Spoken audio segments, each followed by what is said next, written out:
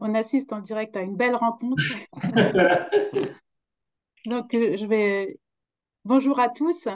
Donc, je vais faire une petite introduction juste pour resituer la manière dont on a pensé ces web cafés. Donc là, c'est le premier hein, qu'on inaugure avec Histoire des sciences pour le croiser avec la médiation scientifique.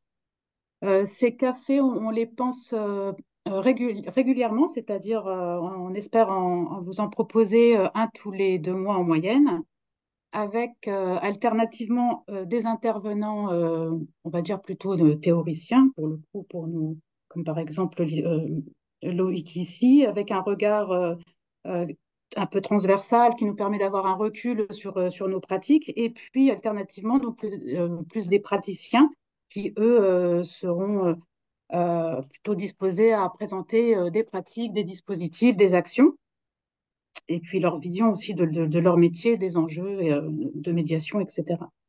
Donc, ça sera donc des événements réguliers. Pour le coup, ils sont destinés à un grand, large public, donc vous pouvez largement aussi les relayer, les communiquer autour de vous. Il suffit d'être intéressé par la médiation. Et on les veut aussi formatifs si possible, c'est-à-dire inclus dans un processus un peu long et partagé de formation. On souhaite aussi qu'il soit articulé à l'école technique médiation qu'on organise à la fin de l'année. Et d'ailleurs, les intervenants des cafés seront invités à cette école de fin octobre, donc vous aurez les informations en temps voulu. Donc aujourd'hui, on accueille Loïc Petit-Girard, qui est donc historien au CNAM. Donc le CNAM, je pense que c'est un haut lieu de culture scientifique, de formation et de recherche connu de tous. Donc Loïc est historien des sciences. Donc dans la discipline, je pense, est au départ mathématiques, informatique, métrologie. Donc voilà, tu as un regard sur cette discipline-là, mais tu l'utilises aussi en tant que responsable de formation au CNAM sur la chaire ST2S, donc Sciences, Technologies, Société et Services.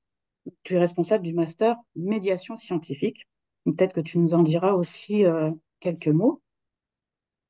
Simplement pour le déroulé de ce café, un petit mot, c'est-à-dire que Loïc nous fera un exposé d'une vingtaine de minutes. Pierre Cornu, qui est aussi avec nous ici, historien également des sciences, et puis s'est présenté en quelques minutes sur sa spécialité, donc plus liée au vivant, au développement agricole, aux décisions politiques et scientifiques qui touchent le vivant. Donc, Pierre proposera une première série de questions à Loïc, et ensuite les participants auront aussi le temps de poser leurs questions, notamment dans l'onglet QR. Mais là, je vais laisser la parole à Grégory pour faire une petite présentation plus technique rapide, et ensuite Loïc, tu auras la parole. Bon café. Oui, bonjour à toutes et à tous. Donc très rapidement, on est sur un Zoom où on a que les personnes ici présentes qui ont leur caméra d'active. C'est normal que votre caméra, vous ne pouvez pas l'activer ni votre micro. Si vous avez des questions pour cette session, vous avez un petit onglet Q et R en bas. N'importe qui peut poser des questions et il y a une option où chacun peut voter pour une question qu'il trouve intéressante, ce qui va m'aider moi à savoir ce que vous préférez comme question et on les répondra à la fin. Pierre et Loïc ont accès aussi à ces questions en direct. Et voilà. Et après, s'il y a une question qui n'est pas claire, moi, je peux donner la parole pour compléter. Voilà. Donc, on ne va pas aller plus loin dans la technique. Cette session est enregistrée et sera mise en ligne sur le portail de la science ouverte. Donc, on pourra aussi la diffuser aux collègues qui n'ont pas pu être là aujourd'hui. Donc, Loïc, je vous laisse la parole. Merci, c'est bon, vous m'entendez bien? Ben, tout d'abord, merci beaucoup pour cette invitation. Du coup, oui, je réalise que c'est une inauguration d'un format et d'une petite expérience interactive distanciée. Je vais, pour continuer un peu la présentation qu'a fait Marie et puis expliquer un peu le choix aussi du sujet histoire et médiation, qui sont deux mots qui me correspondent. Alors, je suis parfois difficile à attraper académiquement parlant. parce que j'ai un parcours un peu non linéaire. Mais histoire des sciences et médiation scientifique sont deux mots qui collent assez bien à mon parcours. Et comme je vais, en fait, bon, pas forcément faire quelque chose de très théorique, euh, mais vous parler, j'ai envie de commencer par vous expliquer un peu d'où je parle, ce dont je parle, pourquoi finalement on a retenu ces deux termes, histoire des sciences et médiation scientifique pour ce premier café. Et puis, vous donner quelques éléments un peu. Alors, c'est pas forcément structuré comme un exposé académique, scientifique. C'est pas fait pour ça. Je pense que c'est plus délivrer quelques fils, quelques pistes de réflexion qui sont beaucoup liées à mon expérience, à mon vécu. J'avais quand même 15-20 ans que j'exerce dans ce milieu entre histoire et médiation au CNAM. Donc, c'est faire partager aussi cette petite expérience. Alors, je vais essayer de lancer le petit diaporama. Je vais essayer de mettre ça quand même au propre sur en quelques mots. Voilà, normalement, vous devriez le voir si c'est tout bon. Et donc, histoire des sciences et médiation. Alors, donc, commencer par un peu continuer un peu la présentation qu'a fait Marie, remettre un peu tout ça dans son contexte. Marie a donné quelques éléments. Moi, je suis historien des sciences et techniques du monde contemporain.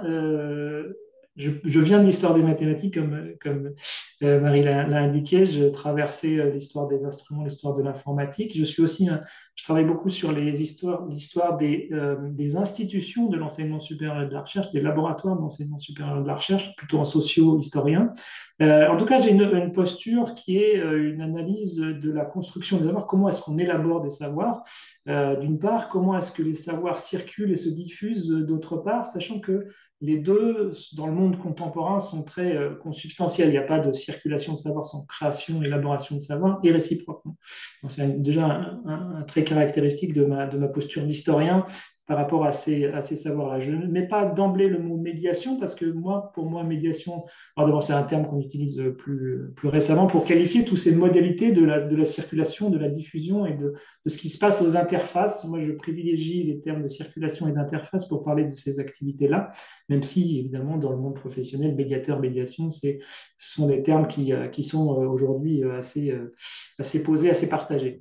D'où je parle, c'est aussi du CNAM, donc Conservatoire des Arts et Métiers, dont Marie a parlé, qui est, pour ceux qui le connaissent peut-être de manière un peu lointaine, c'est comme une université, mais pour les adultes, dans lequel effectivement il y a des formations, alors depuis longtemps à l'histoire des techniques, l'histoire des sciences, que j'anime, mais qui sont aussi des formations à tous ces travaux et tous ces métiers aux interfaces justement entre les savoirs, les publics, les savoirs, les citoyens, les STS, les sciences techniques et sociétés.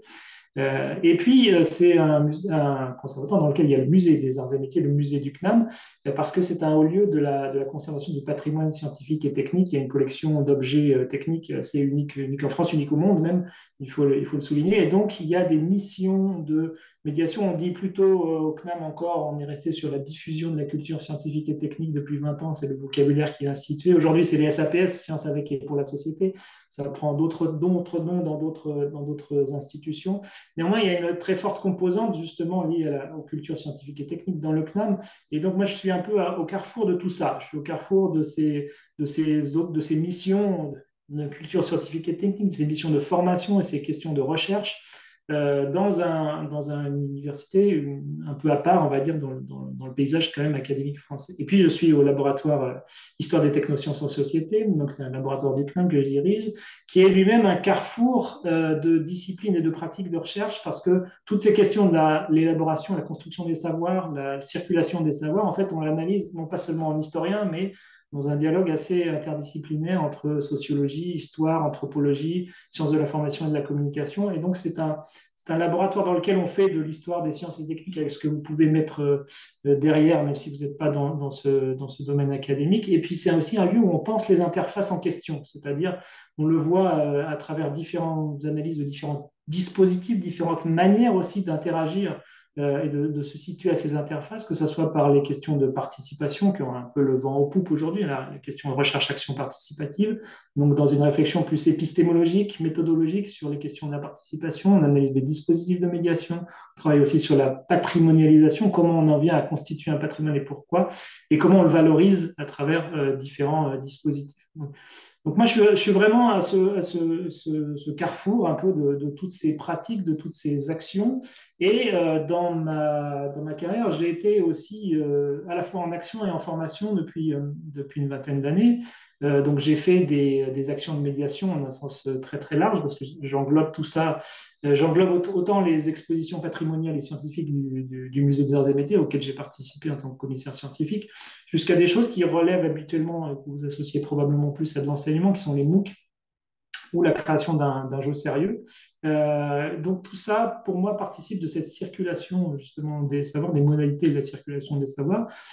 Évidemment, derrière chacune de ces actions, il y a des publics différents, il y a des enjeux différents, mais ce que j'essaie de questionner aujourd'hui, sur lequel j'essaie de travailler, on va discuter aujourd'hui, c'est vraiment quelles sont les fonctions de l'histoire dans ces opérations de médiation et comment je les ai traversées, la réalisation, se faire de l'action, de faire de la médiation en étant historien et en essayant de mobiliser tous les ressorts possibles et toutes les fonctions de l'histoire possibles dans cette situation-là.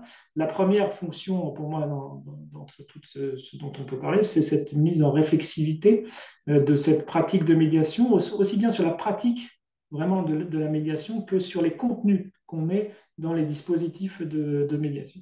Et puis, ça se décline aussi, quelque sorte, ça se diffracte dans les manières qu'on propose au CNAM de former au métier de la médiation scientifique et technique. On a une licence, on a un master 2 sur les questions de médiation, et qui est justement la combinaison de ces deux aspects-là, c'est-à-dire qu'on ne part pas et on ne forme pas des médiateurs uniquement à travers les outils, les pratiques de la médiation aujourd'hui. On commence, et ça c'est quelque chose qui est installé depuis très longtemps au CNAM, par justement une acculturation à la socio-histoire des savoirs. Comment est-ce qu'on élabore des savoirs? Qu'est-ce qui se passe à ces interfaces entre sciences et société? Et donc, une capacité critique et réflexive qui est plus fondamentale, j'allais dire, et prioritaire sur la question qui est du coup un peu plus secondaire de la mobilisation des outils pour faire de la médiation partant de ces contenus. Et donc, c'est un peu en tirant ce fil voilà, de la posture qu'il faut adopter en médiation, de la posture que je défends et par laquelle je forme les médiateurs qui veulent venir. Et je vous incite à venir nous rencontrer au CNAM pour vous former sur ces questions de médiation. C'est cette posture. Et en fait, alors évidemment, elle a évolué, elle a beaucoup changé en une vingtaine d'années, mais je veux juste partager quelques repères justement pour vous faire comprendre un peu, vous faire toucher du doigt les difficultés, les problématiques que ça suppose de franchir et comment est-ce qu'on essaie de passer ces étapes de la réflexivité pour la mise en opération dans les médiations. Et en fait, comme repère premier que je voulais vous discuter aujourd'hui très rapidement, parce qu'on ne va pas rentrer dans le détail de tout ce qu'il y a dans ces textes-là, c'est un peu décalé par rapport à ce qui probablement fait on va dire, le commun et de la réflexion sur les médiations que vous avez trouvé chez Bernadette Vincent, Jean-Marc Lévy-Leblond et tout ce qui a été produit, même ne serait-ce qu'en langue française sur ces questions-là, c'est revenir à cette question de qu'est-ce que ça signifie avoir une posture critique, qu'est-ce que ça signifie monter en réflexivité sur l'action, et aller chercher un peu chez les philosophes, non pas des réponses, non pas des choses toutes faites, des recettes que vous allez pouvoir appliquer dans la médiation, mais réfléchir à ce que ça signifie en fait cette posture du médiateur, cette posture aussi de l'historien pris dans le monde contemporain, et avec en arrière-plan cette question, comment est-ce qu'on se détache du temps dans lequel nous nous situons pour analyser ce temps et pour pouvoir en faire quelque chose en termes de médiation ou remédiation derrière.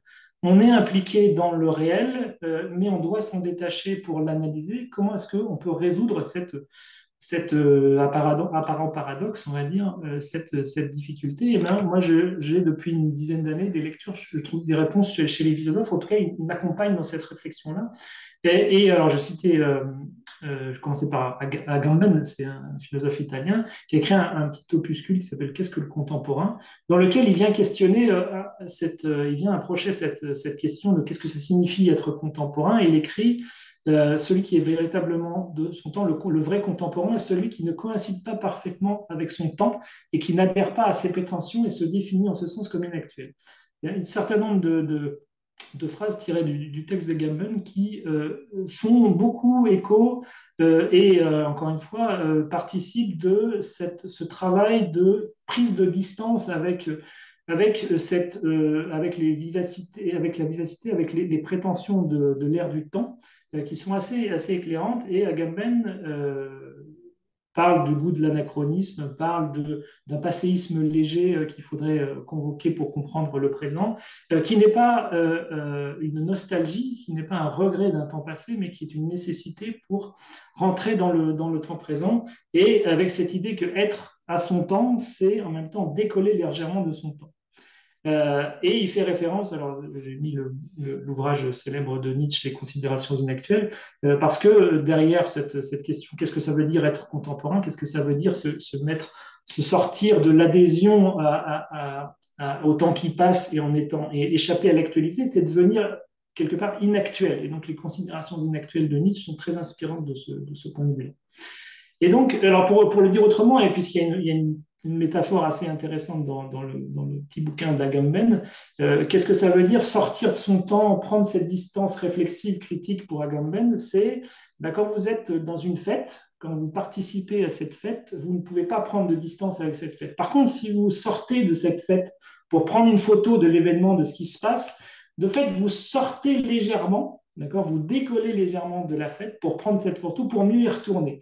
Et en fait, c'est cette espèce d'aller-retour, d'immersion dans son temps et de décalage de son temps qui est, je crois, en tout cas, une posture, une autodiscipline et un peu mon quotidien quand j'essaie de traiter et quand je suis en situation soit d'aller vers de la formation, soit même en situation de proposer et réfléchir à des éléments de médiation, parce que c'est cette situation-là que j'essaye de recréer. Donc, comment est-ce qu'on peut, sans être complètement sorti du temps et ne plus être contemporain, être suffisamment inactuel pour pouvoir saisir au mieux ce réel, ce présent, et comment est-ce qu'on accède au présent, d'accord, en partant d'un outil que je trouve, moi, être dans l'histoire. Donc, si vous lisez, ce que je vous invite à faire, au moins le petit opuscule d'Agamben, il y a des choses dans Roland Barthes et des choses dans Nietzsche qui sont tout à fait complémentaires.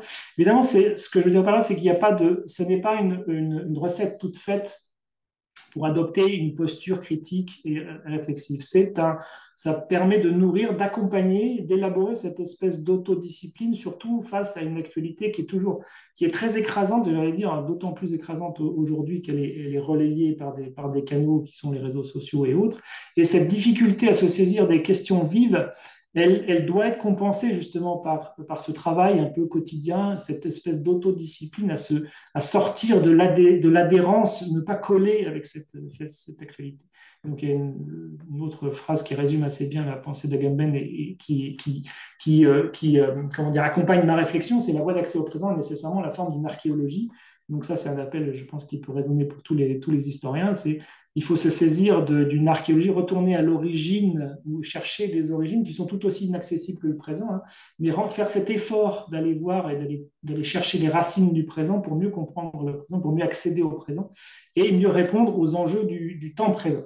Et donc, ma posture, alors elle est nourrie évidemment de ça, mais elle est nourrie, j'ai déjà cité, mais Bernadette Vincent, Jean-Marc Lévy-Leblond, Dominique Pestre, tous ces grands classiques de la réflexion historique, histoire des sciences ou travail sur la vulgarisation et toutes les formes de la circulation des savoirs. Évidemment, ça fait partie de mon quotidien, mais c'est aussi nourri de lectures un peu plus de fond, j'allais dire, et qui accompagne cette posture d'historien, qui se veut historien utilisant l'histoire comme un antidote à cette surexposition à l'actualité, cette suractualité pour devenir inactuel. Un historien qui travaille aussi et qui pense, qui lit beaucoup de travaux sur l'histoire de la médiation pour mieux penser la médiation. Ça, c'est typiquement ce que vous trouvez chez Bernadette Vincent. Et un historien qui travaille aussi ces matières d'entrée en critique dans la science. J'ai été longtemps inspiré par les travaux de Jean-Marc Lévy-Leblond sur les modalités de la critique de la science, qui sont, alors c'est peut-être un peu plus lointain aujourd'hui dans mes lectures, mais qui sont tous des éléments qui participent à trouver des fonctions à cette histoire et qui prennent des sens différents plein de sens, en tout cas pour ce qui me concerne, parce que dans les expériences que j'ai faites par le passé, je retrouve tous ces éléments, toutes ces multiplicités de fonctions de l'histoire. Alors, je pourrais prendre plein d'exemples. J'espère que je ne suis pas trop long, hein, vous me dites, hein, vous m'alertez si je suis trop long. Euh, Plein d'exemples, plusieurs exemples, pas plein d'exemples, mais plusieurs exemples dans des choses qui sont un peu techniques et un peu complexes de l'histoire de l'informatique ou autre. Je me suis dit peut-être le plus simple, c'est de partir d'une série de travaux qui articule un peu tout ça, c'est-à-dire comment est-ce qu'on mobilise l'histoire dans des opérations de circulation, de mise en circulation de savoir, de recherches qui sont plus liées à l'histoire de l'innovation, qui sont une espèce d'englobant aussi de ce que je travaille comme objet, et puis essayer de sortir, disons que derrière mes réflexions sur l'innovation, il y a essayer d'être inactuel par rapport justement à une pensée qui est un peu magique sur l'innovation, qui est espèce de l'innovation comme étant une espèce de pratiquement une idéologie aujourd'hui assez commune, que tout le monde veut s'approprier, que tout le monde, d'ailleurs toutes les politiques nationales, internationales s'approprient et voudraient orienter une grande partie de nos activités autour de cette question de l'innovation. Et comment est-ce que justement, est-ce qu'on fait une archéologie de cette innovation et comment est-ce qu'on peut mobiliser une histoire de l'innovation pour dépasser, penser cette innovation et puis aller vers des manières de faire de la médiation sur cette question de l'innovation. En fait, ce travail-là, je l'ai commencé il y a une dizaine d'années au CNAM. Au CNAM, il y a plein de disciplines représentées, pas que l'histoire des sciences et techniques. On a des collègues en sciences de gestion, en management, et qui travaillent beaucoup le management de l'innovation. Et en fait, cette question de comment est-ce qu'on peut travailler relire, entrer dans une inactualité, une archéologie de cette innovation, je l'ai fait en dialogue avec eux. Et donc, en partant du principe que faire de l'histoire de l'innovation, faire de l'histoire des techniques sur des objets techniques, et c'est la première intention que j'ai eue partant encore une fois du CNAM, c'était le meilleur levier critique de ce management de l'innovation qui est le bréviaire en fait de toutes les politiques de l'innovation. Et puis, chemin faisant, donc c'est resté longtemps des travaux justement académiques, des réflexions qu'on trouve dans les articles, soit d'histoire des sciences et techniques, soit des sciences de gestion. Et puis, on a voulu le transformer en des formes de formation ou de mise en circulation à travers. Alors, ça a commencé avec un MOOC qui s'appelle Fabriquer l'innovation, qui a été première tentative de faire exister ce dialogue entre histoire de l'innovation critique et gestion de l'innovation avec mon collègue Gilles Garel. Et puis, le cheminement que je vais essayer de vous montrer, c'est que tout en faisant et en mobilisant ces outils des MOOC qui sont les plus actuels, justement, j'ai fait ce travail d'aller chercher justement également l'archéologie de ça. C'est-à-dire d'où ça vient ces MOOC, qu'est-ce qu'on a expérimenté comme forme audiovisuelle de circulation des savoirs, et j'en suis venu à étudier la télévision pour l'enseignement qui a maintenant plus de 70 ans d'existence. J'en suis venu à une interrogation sur les formes de la pédagogie au CNAM et essayer de voir qu'est-ce que dans ces pratiques-là et dans une analyse un peu clinique, un peu distanciée, un peu archéologique de ces pratiques-là, est-ce que ça pouvait être inspirant et permettre d'accompagner au mieux la pensée et l'expérimentation que j'étais en train de faire sur les MOOC. C'est un peu cette dimension-là que je voulais vous expliciter, parce que là, on voit les ressorts, j'espère que je suis clair, hein, on voit comment est-ce que dans mon esprit et dans ma manière de procéder, il y a un aller-retour permanent entre faire quelque chose de l'ordre de la médiation, de l'ordre de l'enseignement, de l'ordre de la recherche académique et la réflexion historique qui doit être systématiquement portée pour faire une archéologie de ce que je suis en train de faire.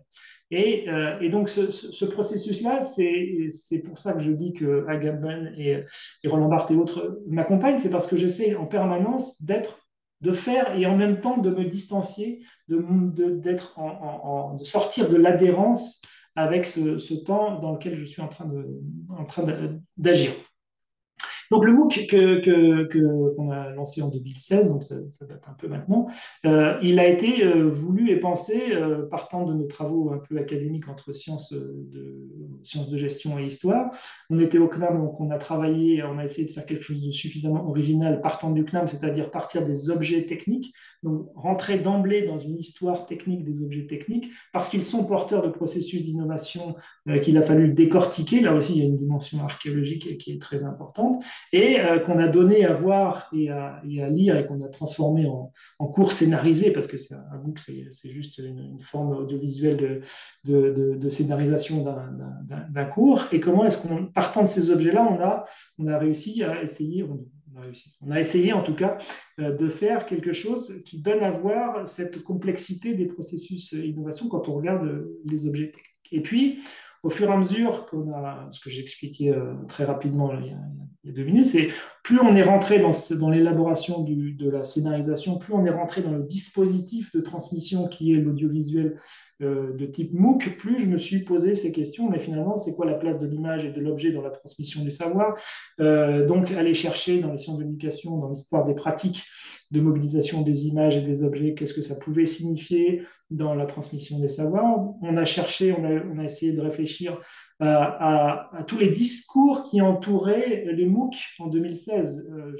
C'est un peu passé de mode, c'est un peu éteint aujourd'hui, mais souvenez-vous, en 2016-2019, les MOOC allaient remplacer les enseignants, les MOOC allaient permettre de massifier l'enseignement, etc., etc.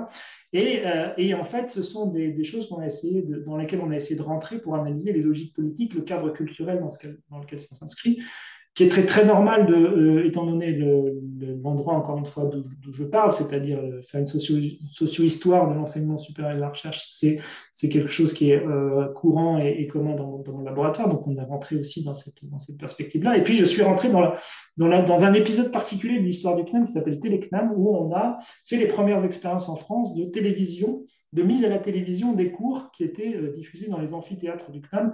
Et c'est là où ça a été, là aussi, un espèce de révélateur. C'est intéressant parce que ce dispositif-là, il ressemble furieusement à ce qu'on est en train de réinventer avec les MOOC.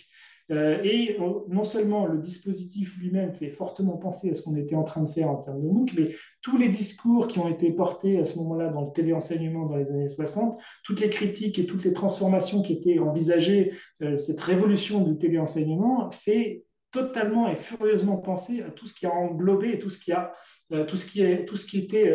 entouré, on va dire, la pseudo-révolution des MOOC en 2016. Et donc, c'est à travers cette histoire du CNAM, on est allé au plus près d'une expérience archaïque qui a permis aussi de découvrir finalement que tout ce qu'on a expérimenté pendant les MOOC, en fait, ça fait 50 ans que il y a 50 ans, les premiers partisans de cet audiovisuel pour l'enseignement l'ont déjà expérimenté, et les formats, ils ont déjà été expérimentés.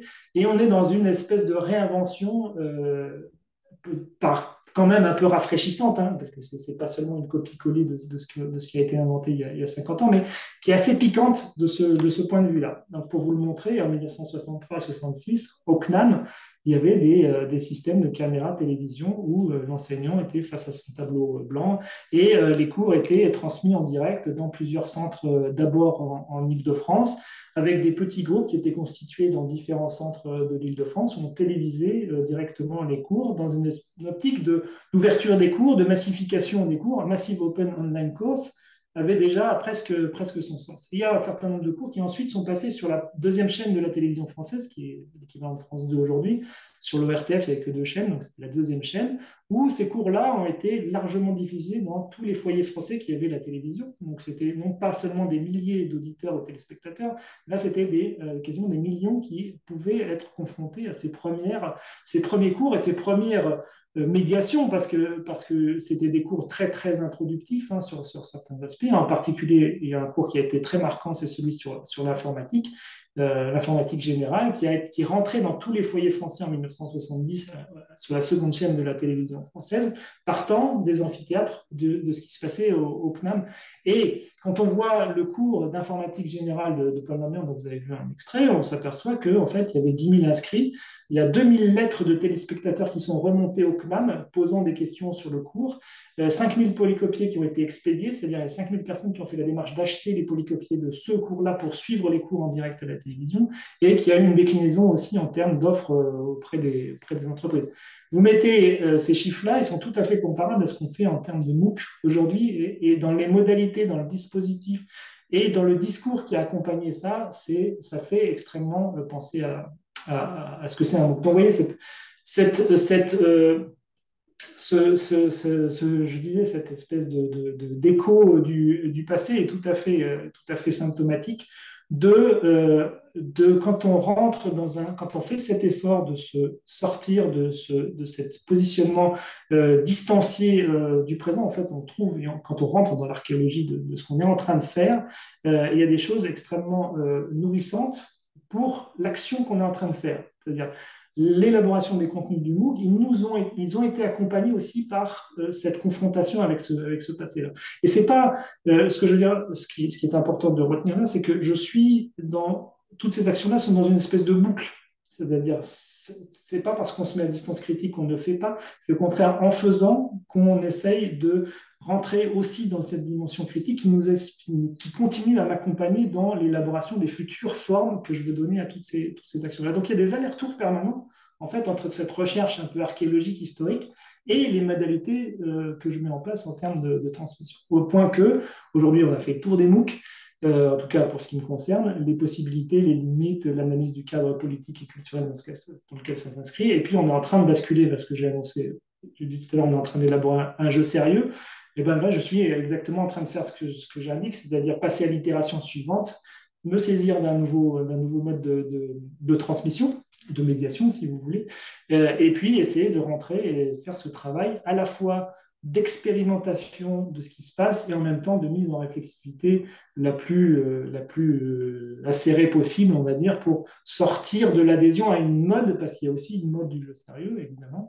Et donc, en faisant ce jeu sérieux, être le plus contemporain, le plus inactuel possible pour espérer faire un jeu sérieux qui ne ressemble pas tout à fait aux autres jeux sérieux. Et donc, je termine là-dessus, juste en préfiguration de à quoi ça va ressembler. Donc, un univers là aussi historique qui permet de rentrer dans des processus d'innovation, de décortiquer ces processus d'innovation et leur complexité, remis dans un univers le plus réaliste historiquement possible. Tout ça est nourri d'histoire des techniques du vélo. On a choisi une période un peu particulière pour travailler ce jeu sérieux. Je m'arrête là, je pense que j'ai déjà été beaucoup trop long. Vous m'excuserez si je l'étais. Et puis, essayer de voir, de répondre à vos questions, vos réactions, tant que faire se peut. Merci beaucoup, Loïc. Je te laisse la parole, Pierre. Oui, merci beaucoup, Marie. Un grand merci, Loïc, pour cet exposé très dense qui montre bien que, d'une part, les sciences et les techniques ont une histoire, mais la médiation aussi a une histoire.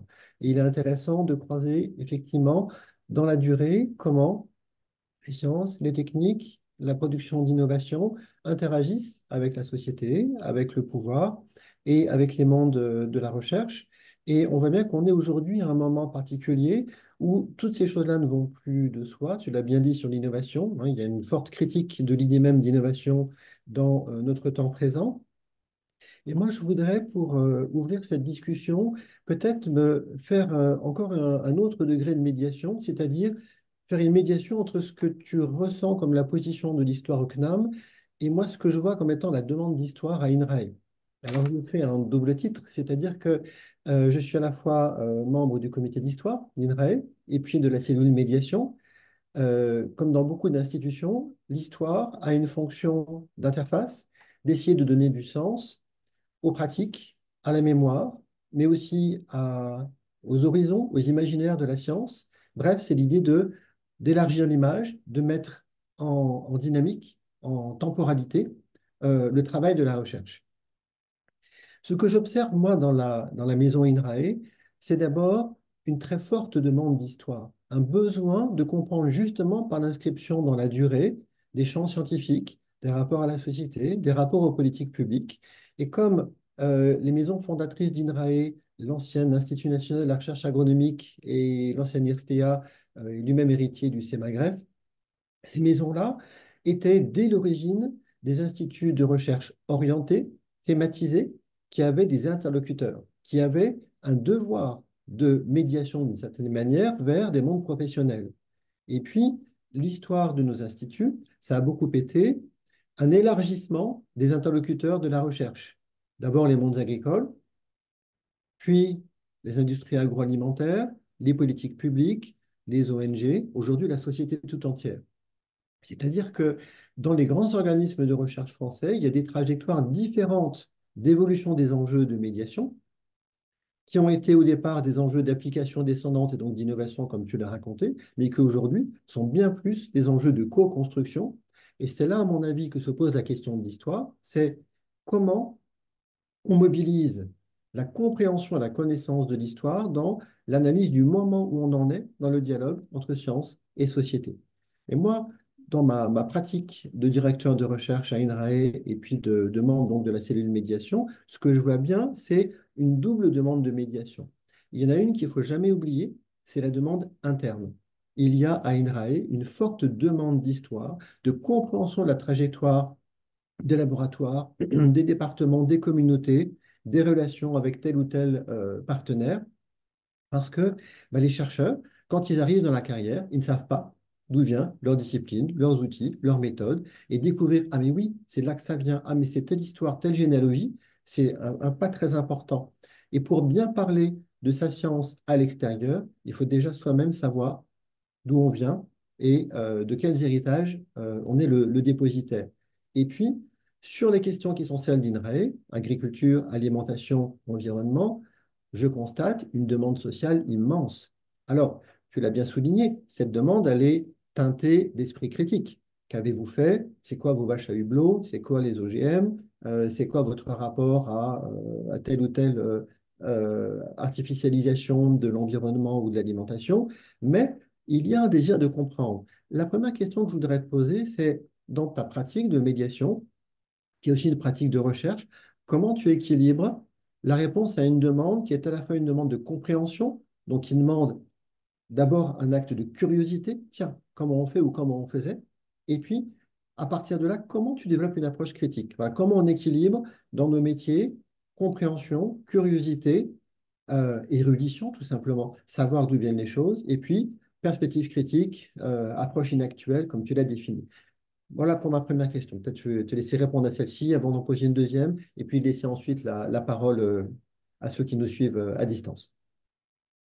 Merci Pierre pour Alors, avant d'aller vers une réponse à cette, même si la réponse n'est pas du tout évidente, c'est vrai que la proximité entre le CNAM et l'INRAE, alors il y a beaucoup d'analogies à faire entre les institutions CNAM et l'INRAE sur ce que tu indiquais.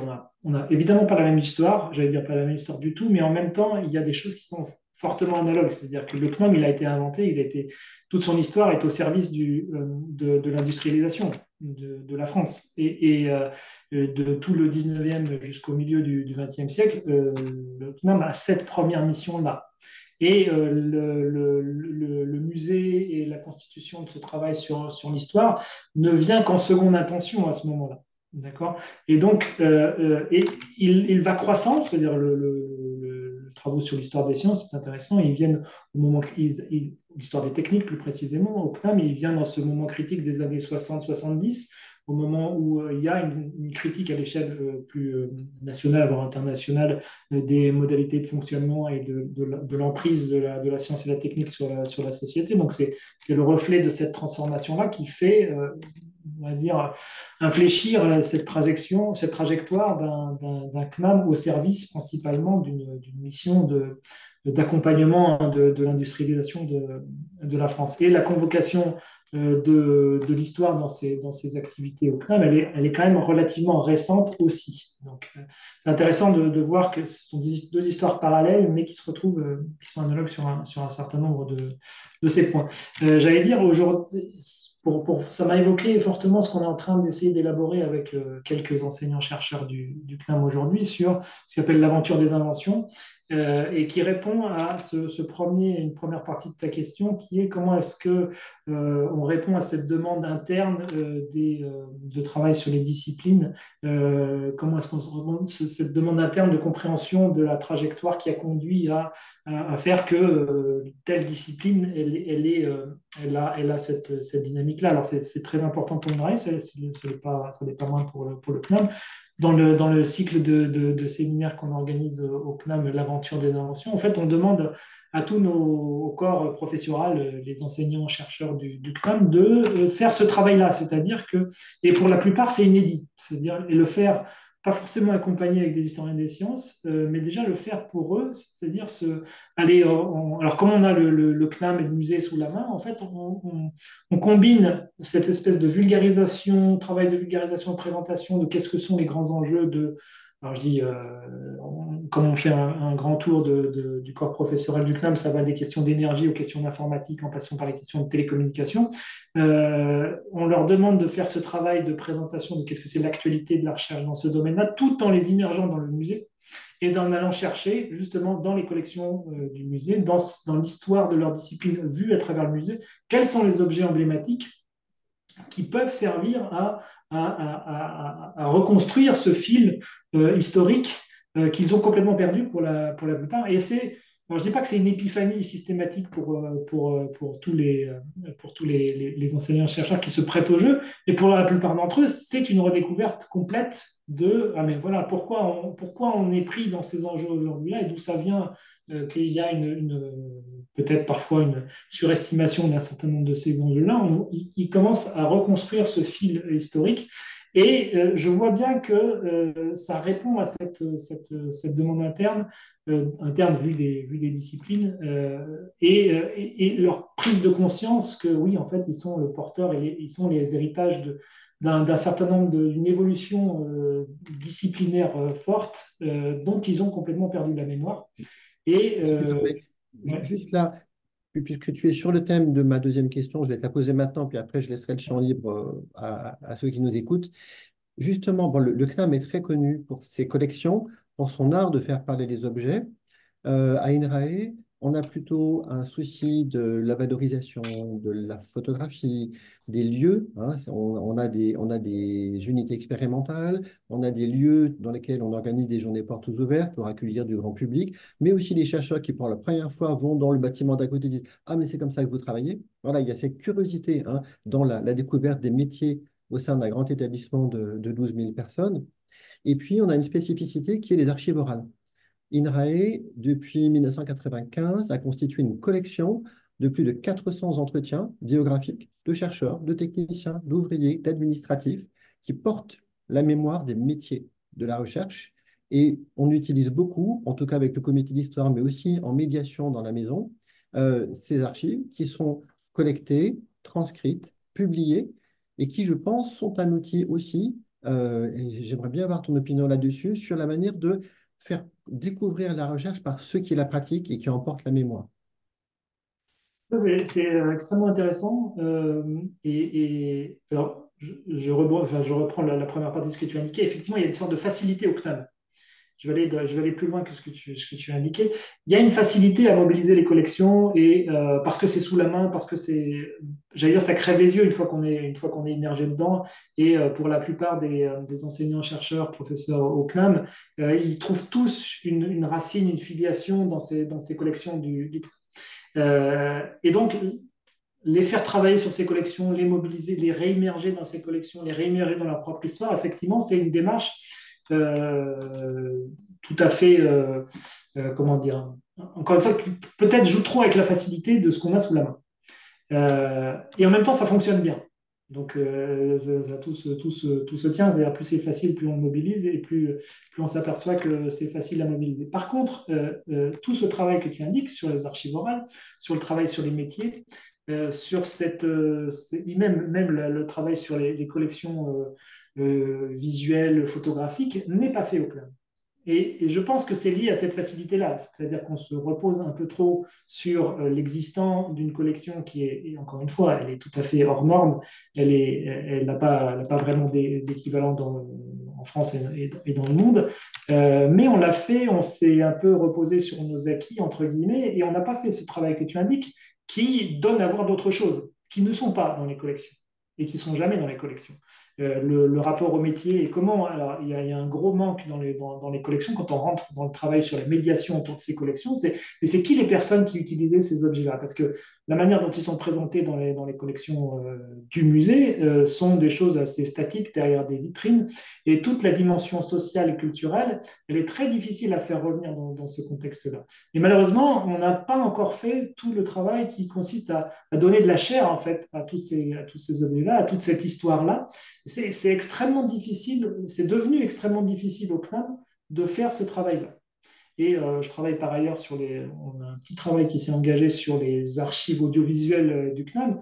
Et plus on rentre dedans, plus je m'aperçois il y a une richesse phénoménale qui est complètement sous-estimée, qui n'est pas visibilisée et qui changerait complètement peut-être les manières de faire de la médiation sur cette histoire du CNAM, sur les collections techniques qu'on a au CNAM. Parce qu'on a des films dans les collections, des films, alors évidemment c'est sur des bobines 16 mm, 35 mm, on n'a plus les projecteurs, donc il y a tout un travail de numérisation qui doit être fait pour résoudre cette question de mise à disposition et de visibilisation, mais qui donnerait un autre sens à ces collections. Donc, oui, au CNAM, on a ce rapport aux collections, on a cette facilité-là, et c'est un peu au détriment d'autres dimensions que vous avez su capter à l'INRAE, et alors, je ne veux pas dire que l'un est mieux que l'autre, l'idéal, ce serait d'avoir tout en même temps et de tout travailler en même temps pour essayer de donner cette dimension sociale, culturelle, cette épaisseur qui manque cruellement quand on n'a que les collections techniques. Ça devient une frustration, en tout cas pour moi, évidemment pour n'importe quel historien du social ou du culturel, ça crève les yeux qu'il manque quelque chose dans ces collections-là et qui participerait à une médiation. Et pour revenir à ta première question, première interrogation sur l'équilibre entre la compréhension et la critique, on peut pas faire, c'est très difficile de faire une critique partant des collections, justement parce qu'il n'y a pas cette dimension humaine, cette mise en contextualisation, cette épaisseur culturelle, elle n'est pas du tout évidente. Et en fait, le travail critique, d'une certaine manière, il commence à partir du moment où on sort de cette généalogie strictement technique, une histoire trop internaliste des objets, qui est la tendance dans laquelle on tombe très rapidement quand on fait de l'histoire de ces collections techniques, pour donner à voir toute l'épaisseur sociale, culturelle, politique, économique qu'il y a derrière ces collections techniques. Donc l'équilibre, en l'occurrence, il est très difficile à tenir, d'autant plus que rentrer dans une médiation, et pourtant qui est facile à comprendre, pas facile à théoriser, mais pas facile à incarner derrière les objets. Il n'y a pas d'objet s'il n'y a pas d'utilisateur de ces objets, il n'y a pas d'objet s'il n'y a pas un groupe qui a imaginé faire fonctionner ces prototypes qu'on trouve dans les collections. Mais rentrer dans ce travail-là est plus difficile et plus exigeant pour typiquement dans le travail qu'on a engagé là autour de l'aventure des inventions. Je vois très bien que la facilité, c'est on se plonge dans les collections, on va tirer des lignes techniques, ça c'est très facile à faire. Donc on va prendre chacun des objets, les mettre sur une ligne chronologique et puis voir les évolutions technologiques qui peuvent se passer d'un objet à l'autre pour en arriver à l'aujourd'hui, au présent. Par contre, les dimensions humaines qu'il y a derrière, la société qu'il y a derrière chacun de ces étapes-là, elle est invisibilisée et les acteurs qui se saisissent de ces objets-là ont tout le mal du monde à prendre en compte cette dimension-là. Donc, l'équilibre que tu indiques, il est pas fait en fait. Pour l'instant, c'est plutôt un déséquilibre entre guillemets qu'on arrive. En tout cas, voilà, merci beaucoup pour ces éléments très substantiels. On voit bien que nos institutions n'ont pas la même histoire, pas les mêmes ressources, pas les mêmes cultures de la médiation, et que pour autant, l'échange de points de vue, de réflexion, de où nous en sommes dans le rapport à la société, dans toutes ces strates, toutes ces composantes, sur la manière de parler de sciences et techniques, on a besoin d'échanger. Bref, on a besoin de faire de la médiation entre deux métiers de médiation. Peut-être qu'on peut passer à des questions des Oui, participants. Grégory, je te laisse la main. C'est une toute petite Oui, parenthèse sur ce que tu viens de dire, Pierre. Et moi, mes étudiants, et je suis très attentif à ce qui se passe à l'INRAE sur ces aspects-là. Parce que justement, parce que vous n'avez pas la même culture que celle qui se passe au CNAM, et ça peut être très enrichissant sur ce que nous discutons, y compris en formation des futurs médiateurs. Donc, j'y suis particulièrement attentif. C'est bien que ça se passe aussi dans l'autre sens et qu'on continue cet échange. Tout à fait. Grégory? merci beaucoup, Pierre et Loïc. Une question un peu pratique de Karine qui nous demande s'il y a des fun MOOC ou des formations en ligne disponibles sur ce que vous faites au CNAM concernant la médiation et votre vision de la médiation. Alors, pas directement sur la médiation, il y a le MOOC Fabriquer l'innovation. Donc ça, c'est ce travail entre histoire de l'innovation, gestion de l'innovation. Ça sera substantiel sur ces questions de processus d'innovation et mise en critique, donner de l'épaisseur sociale et critique à ces questions d'innovation. C'est pas exactement un MOOC sur la médiation. En fait, il y a très peu de MOOC sur la médiation et quelques MOOC sur l'histoire des sciences et des techniques qu'on n'a pas fait au Au CNAM. CNAM. Je crois que c'est l'Université de Montpellier qui a dû en faire un. Ça reste parcimonieux sur FunMOOC. Il faut aller Sur FunMOOC, oui. probablement plutôt à l'international sur Coursera ou ce genre de choses pour avoir d'autres choses plus substantielles. Mine de rien, ça demande des moyens et du temps de faire un MOOC. Je comprends pourquoi mes collègues n'ont pas le temps de faire. C'est pas l'envie qui en manque, mais c'est difficile de scénariser et d'avoir des moyens pour faire un MOOC. Euh, Merci. Du coup, je vois aussi une question de Sacha qui nous demande quelle est l'implication de votre démarche de médiation au sein du mouvement de la science ouverte, ouverture des données, tout ce mouvement FAIR qui est en train d'émerger en ce moment. Alors, mon application n'est pas directe là-dedans. Euh, Évidemment, comme tous les établissements et toutes les institutions de l'enseignement supérieur et de la recherche, le CNAM n'échappe pas à ces nouvelles politiques. Et donc, il y a un effort assez considérable qui est fait pour l'ouverture des publications, l'ouverture des données, tout nouveau contrat et tout nouveau ANR ou projet européen aujourd'hui fortement incité à ouvrir ces données. Tout ce que je fais à mon échelle, à moi, c'est que moi, je suis rédacteur en chef des cahiers d'histoire du CNAM. Justement, alors c'est une revue dans laquelle on travaille tous ces aspects-là, histoire des institutions scientifiques et techniques, histoire, et aussi histoire de la patrimonialisation, de la médiation, des musées, etc. Tout ça, on l'a choisi que ce soit totalement ouvert et totalement à disposition. Donc tous les numéros, tout ce qu'on fait dans ces cahiers d'histoire du CNAM est complètement ouvert et à disposition, justement pour alimenter toutes les réflexions et les dialogues qu'on peut avoir sur ces sujets. Donc il n'y a aucun embargo, 100% ouvert, 100% gratuit. Négociation de longue date avec l'établissement Très bien, pour faire en sorte que ça soit le plus ouvert possible. ça va nous faire de la lecture. Voilà. Vous La avez lecture, beaucoup parlé d'interface pendant tout votre exposé et Dominique nous pose une question qu'apportent les sciences et recherches participatives à la médiation et l'inverse? alors, je ne suis pas du tout un spécialiste de ces questions de la participation. Il faudrait que je fasse venir mes collègues pour Peut-être sur le et l'inverse. J'en suis un observateur très lointain, malheureusement. Néanmoins, d'un point de vue de quelqu'un comme moi qui analyse les modalités de la construction du savoir et de leur circulation, il est manifeste que là, il y a un changement épistémologique, méthodologique qui est extrêmement intéressant parce qu'on rentre vraiment dans une vraie co-construction, une élaboration assez complexe entre acteurs qui, jusqu'à présent, pouvaient toujours se dire ou imaginer qu'ils étaient en co-construction. En vrai, ils n'étaient pas. Sur des recherches actions participatives que j'ai pu voir, vraiment, j'en suis qu'un observateur lointain. Et bien, oui, je suis assez convaincu par le fait que ça peut exister. Maintenant, ça peut exister. Ce que j'ai vu reste très petite échelle. Quelques sujets, d'ailleurs, qui sont liés soit aux questions environnementales, j'imagine que ça vous concerne très directement, hein, soit sur des questions qui ont beaucoup plus liées aux questions de santé. questions médicales. Mm. Effectivement, je crois qu'il y a à ces échelles-là, à l'échelle vraiment de ces petits projets-là, une vraie capacité à co-construire. Et pour le coup, c'est pas un mot galvaudé. Parce que bon, la co-construction, on en entend parler depuis belle lurette. J'ai jamais été convaincu par un équilibre justement entre les animateurs et les tenants de ces partenaires de ces co-constructions. Mais là, j'avoue que de ce que j'en ai vu, ça me paraît être un décalage, ce qui est d'autant plus intéressant à travailler d'un point de vue, pour moi, historique et Historique. épistémologique, parce qu'il y a quelque chose d'original qui se produit là. Voilà, on ne peut pas tout, malheureusement. Pas de souci. Voilà, c'est un sujet passionnant, en tout cas. Et j'imagine qu'il est plus développé à l'INRAE que chez nous au CNAM. Mm. Voilà, moi, je suivrai avec beaucoup d'attention. Ça marche. Il y a une question de...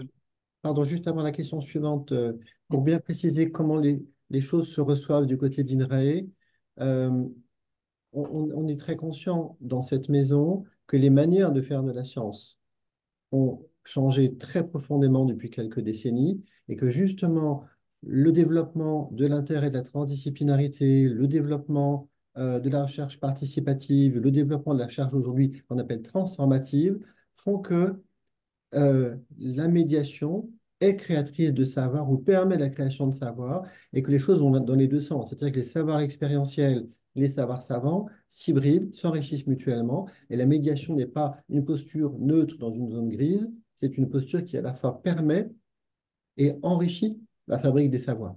Donc effectivement, ça change la manière de penser le dialogue science-société. Mm. Ça change fortement ce qui peut être une action de médiation dans ce cadre-là, effectivement, qui relève de plein d'autres enfin, des activités qu'on pourrait mettre sous le terme de l'accompagnement, facilitation. Et effectivement, et ce qui est passionnant d'un point de vue du travail à faire en tant que médiateur à cet endroit-là, ce type d'interface-là. Donc, J'ai une dernière question, je pense, pour toi, Loïc. Et après, j'aurai une question pour Pierre qui concerne plus l'interne. Donc, est-ce qu'il existe une approche patrimoniale des données scientifiques? Donc, on parlait de données tout à l'heure, que ce soit des données brutes, des cahiers de laboratoire, etc., et des dispositifs de médiation qui s'y intéressent. Est-ce que vous, au CNAM, vous avez... alors, il y a des projets qui sont portés et un peu à toutes les échelles. C'est-à-dire, je ne sais pas s'il y a une institution en tant que telle qui prend en charge sérieusement ces aspects-là, mais il y a des projets ANR qui travaillent à l'échelle de l'histoire d'un laboratoire, à l'échelle d'une histoire d'une équipe de recherche qui font ce travail-là de patrimonialisation, de travail avec des institutions ou des bibliothèques, parce que ce n'est pas forcément des musées qui travaillent ces questions d'archivage, et qui peuvent voilà, accompagner, parce qu'il faut toujours la même chose, il faut des moyens quand même pour le faire. Donc projet par projet, sujet par sujet, il y a des choses. Après, il y a historiquement, depuis une quinzaine d'années, il y a quand même une mission nationale de travail sur le patrimoine scientifique et technique contemporain qui existe, qui a été piloté par le CNAM, qui continue aujourd'hui, hein, qui accompagne les acteurs académiques dans la préservation de leur patrimoine, qui ne veut pas dire une muséalisation Mhm. et la mise en place d'une collection patrimoniale au sens de ce qui existe au Musée des Arts et Métiers, mais vraiment ce travail de alerte, sensibilisation, définition d'une politique locale de préservation des patrimoines. Et donc, ça, c'est des universités qui, avec les ressorts et l'accompagnement méthodologique, en fait, et l'expertise de ce qui se fait au CNAM, on peut transposer dans différentes universités une petite mission qui est en charge de la sauvegarde et valorisation de ce patrimoine. Ça se fait dans beaucoup Beaucoup d'universités. des régions en France. Je ne sais pas comment ça se décline à l'INRAE, si cette mission elle est en contact direct avec ce que vous faites à l'INRAE, ou peut-être sur différents sites en France, encore une fois, qui n'est pas forcément national. Et puis, il y a voilà, à Toulouse, à Grenoble, à Strasbourg, etc., des tas d'actions en faveur de la sauvegarde. C'est vraiment, c'est sauvegarde, sensibilisation, préservation, valorisation, mais pas l'idée de faire De faire une un musée. collection patrimoniale sous forme d'un musée. ce serait pas opérationnel, ça serait beaucoup trop compliqué à faire. Et puis le musée, le CNAM ne peut pas non plus accompagner ce genre de choses. Donc c'est plutôt de l'ordre de la sensibilisation, réflexion, participation, une dynamique, une culture en fait de la préservation de cette histoire et de ce patrimoine qui se diffuse et qui a mis 15 ans quand même à se diffuser, mais on passe à l'échelle nationale. Et c'est pas rien, c'est Oui, pas rien du tout. Et puis à tel point que l'Allemagne, les pays du Nord commencent à s'inspirer de ça, essayer de comprendre et d'essayer de reproduire ce travail-là. Donc c'est un travail de très longue haleine, assez rare et voilà, qui commence à faire école. Donc et- mission pas de steak, il faut chercher sur ok. Internet. On trouvera la mission pastèque. Pas de steak, ouais. Pas de steak. Du coup, peut-être que Pierre pourra compléter pour la partie INRAE, parce que vous avez mentionné comment ça se passe à INRAE, je ne sais pas. Et avant de te donner la parole, il y a une question de Marine qui nous demande est-ce qu'il existe à INRAE des dispositifs d'accompagnement pour mettre en place des projets de médiation sur l'histoire des sites INRAE. Donc, je te laisse la parole, Pierre, puis on va conclure après Marie. Merci Grégory. Je fais Ouais. très synthétique, hein. Moi, je voudrais d'abord saluer le travail de la DIPSO, hein. Depuis la fusion INRAE-RSTA, on a un service dédié à la science ouverte avec une mission archive, avec une sensibilisation dans les centres, dans les unités, à la sauvegarde des archives de la science, à la fois tout format, photo, papier, informatique, objet. Et donc, c'est long, c'est difficile, ça demande beaucoup de patience et de travail de sensibilisation, mais on arrive à des choses, hein. Mon département de recherche, Sciences pour l'action des territoires et des transitions, a une mission archive. On fait de la sensibilisation au moment des départs à la retraite pour éviter la perte de la mémoire de la recherche. Et j'insiste sur le fait que le comité d'histoire, qui est basé à Paris, a un centre de ressources à Versailles et est à la disposition des centres, des départements, des agents de médiation quand vous avez besoin de ressources à caractère historique, photos, archives, témoignages, nous sommes là pour aider à construire. Ça peut être une exposition, un colloque, une journée porte ouverte. Nous avons des ressources. Et je pense que c'est important d'associer une démarche historique sans l'imposer à chaque fois à la médiation pour mettre en histoire justement les pratiques, montrer que la science, c'est pas un bloc, c'est pas toujours la même chose. On change de pratique, les chercheurs se posent des questions, doutent, réfléchissent, modifient leurs pratiques. L'histoire des sciences, c'est pas un long fleuve tranquille. Et c'est important que la société comprenne que le monde scientifique, il a aussi une vie et que ça le rend plus facile à comprendre en termes simplement de relations humaines, de voir que c'est pas simplement la fabrique de rationalité descendante. Et puis, effectivement, ces ressources, elles sont partagées, elles sont mobilisées, alors dans divers lieux de la maison INRAE, puisqu'on est quand même implanté dans toute la France avec des centres très, très divers par leur taille et leur périmètre thématique. Mais je pense qu'effectivement, on a encore beaucoup de potentialités qu'on n'a pas explorées dans le dialogue entre les différents métiers qui font la science INRAE, tout simplement. Enfin, la science, c'est pas que les chercheurs, hein. Et la science, elle est aussi sur les interfaces, dans le dialogue et dans la vie des territoires. Merci. Et du coup, pour la partie, est-ce qu'il existe des dispositifs pour accompagner des projets sur l'histoire des sites INRAE? Est-ce que si quelqu'un a envie, il peut contacter le comité d'histoire? Il peut, et il y a un projet qui est en cours, qui va donner une publication normalement fin 2024 sur l'histoire du centre de Toulouse. Voilà. Donc là, on a fait un gros travail d'enquête, archives, collecte de photos. Il y aura un livre sur l'histoire du centre de Toulouse, Voilà. avis aux amateurs. On peut dupliquer s'il y a des volontaires pour Mm. étudier l'histoire des sciences en région, l'histoire des partenariats, des projets, des dynamiques de recherche dans un espace particulier. Et Mohamed précise dans le chat qu'il existe aussi une bibliothèque numérique patrimoniale qui s'appelle Agathe. Pour ceux qui ne Tout à la fait. connaissent pas, allez faire un Une tour très sur belle cette ressource, très belle faite page. de Ouais. manière collaborative entre effectivement la DIPSO et enfin, le Mm. secteur Valparaiso et le comité d'histoire. Mm. Marie, on va peut-être conclure. Merci beaucoup pour ces échanges et ces moments. Marie, il faut que tu nous ouvres ton micro et puis je te laisse la parole. Merci beaucoup à Loïc et Pierre et à tout le monde pour ce temps de respiration et de réflexion très inspirant. Je pense qu'on tient en tant que tel avec l'histoire vraiment un fil de pratique et pour concevoir des actions de médiation. Je dirais simplement, soyez attentifs pour les prochaines fois. Nous allons organiser un café des sciences, comme je l'avais dit en introduction, plutôt avec des praticiens cette fois-ci, c'est-à-dire avec des partenaires associatifs d'INRAE. On pense déjà à l'arbre des connaissances et aux petits débrouillards pour ceux qui travaillent déjà avec, peut-être un autre partenaire également. Ça sera autour de, après la deuxième quinzaine de juin, donc que soyez attentifs à la communication, aux dates qu'on vous donnera. Et puis, j'en parlais aussi en introduction, on aura une école technique, donc on pourra reprendre ces réflexions. Les intervenants des cafés seront d'ailleurs invités. Une école technique qui aura lieu, je donne déjà les dates, du 28 au 30 octobre à Villarceau. C'est sur un très beau, très bel écosite dans le 95. Mais là aussi, vous aurez aussi des informations en temps voulu. Merci infiniment. Loïc, merci Pierre, merci à tous. Merci. Et à beaucoup. vous, vous pouvez reprendre une activité plus actuelle. Mm. À très bientôt. Merci, À très au revoir à bientôt. toutes et Au revoir. tous. Bonne Au journée. revoir.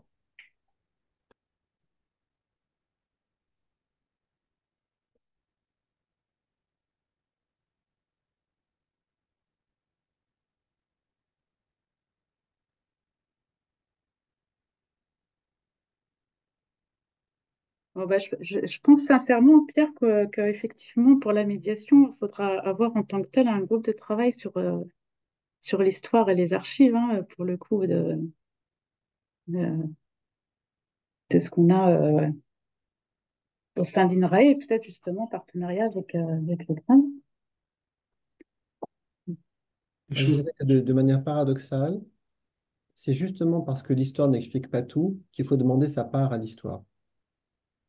Sinon, on a toujours l'impression qu'il y a une ombre portée du passé, un mystère qui va tout expliquer, et c'est un fantasme. Donc, il ne s'agit pas de mettre de l'histoire partout, il s'agit de poser la question des pas du temps dans lesquels on s'inscrit pour comprendre le modèle où on est. Je m'excuse, je vais devoir vous quitter chez une autre Ça réunion. marche. Oui. Loïc, on s'écrit Oui, pour... oui, la semaine prochaine, je reprends le fil Ouais, pour le donc sujet. moi J'étais en c'est... vacances.